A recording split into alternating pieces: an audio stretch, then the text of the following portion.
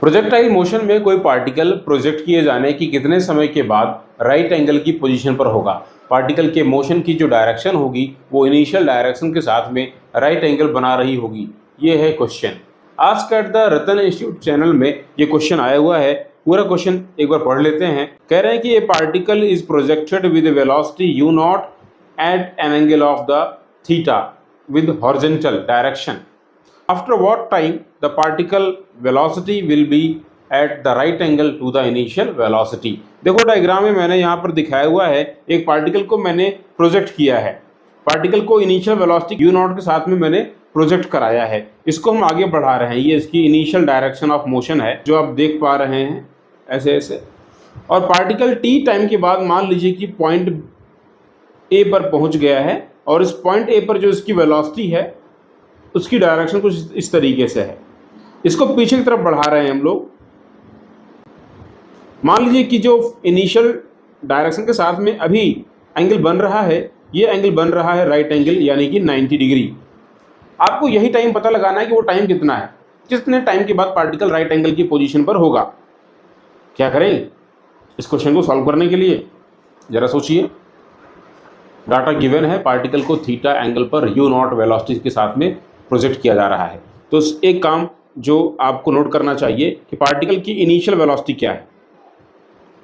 देखो पार्टिकल को हमने u नॉट से प्रोजेक्ट किया है तो उसकी वेलोसिटी के दो पार्ट बनेंगे, एक हॉरिजॉन्टल डायरेक्शन में जो कि हो जाएगा u नॉट कॉस थीटा, दूसरा वर्टिकल डायरेक्शन में इसकी जो वर्टिकल वेलोसिटी बनेगी, हॉरिजॉन्टल में u not cos theta, vertical में u नॉट साइन थीटा। तो अगर मैं इसको वेक्टर के फॉर्म में लिखूँ तो मैं क्या लिखूंगा? इसको मैं लिखूंगा u not cos theta I cap plus u not sine theta J cap. ये इसकी इनिशियल वेलोसिटी हो गई। t टाइम के बाद पार्टिकल पॉइंट A पर पहुंच चुका है। पॉइंट A पर जरा देखो पार्टिकल की वेलोसिटी कैसे लिखोगे। तो देखो भाई वर्टिकल डायरेक्शन में पार्टिकल की वेलोसिटी बदलेगी क्योंकि इधर एक्सेलरेशन ड्यू टू ग्रेविटी नीचे एक्ट कर रहा है, रिटार्डेशन आ रहा है। तो वर्टिकल डायरेक्शन में किसी टाइम पर जो वेलोसिटी होगी वो कितनी होगी? वो होगी u not sine theta minus G T. Horizontal velocity same रहने वाली है तो लिखते हैं final velocity vector v equals u not cos theta I cap plus क्या लिखा जाएगा? u not sine theta minus G T J cap. T time के बाद ये पार्टिकल की वेलोसिटी होगी। दोनों ही वेलोसिटी एक दूसरे के परपेंडिकुलर हैं।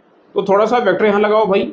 वेक्टर से हम लगा सकते हैं since velocity final velocity is perpendicular to the initial velocity so we can say क्या कह सकते हैं? v dot u equals 0। ये हमको 0 मिलना चाहिए। u not cos theta I cap u not sine theta minus G T J cap dot u not cos theta I cap plus u not sine theta J cap. Dot multiply करने में जरा देखिए, i वाले part को i वाले part से, j वाले part को j वाले पार्ट से। आप जानते हैं a1 a2 b1 b2, तो वही सेम काम कर लीजिए। देखिए जरा क्या मिलेगा आपको। यहाँ से आप बोलोगे ये आपको मिलने वाला है u not square cos square theta plus u not square sine square theta, और क्या मिलेगा आपको?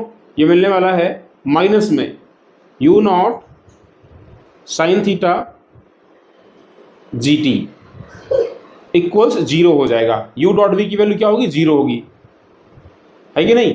दोनों दूसरे के परपेंडिकुलर हैं। इसको सिंप्लीफाई कर लीजिए। u नॉट स्क्वायर कॉमन कर लेते हैं, sine square theta plus cos square theta की वैल्यू क्या बन जाएगी? 1 छोड़ दीजिए, minus u not sine theta G T equal 0। या अब बोल दोगे u not sine theta G T equals u not square, u not से u नॉट कैंसिल आउट हो गया, 1 पावर।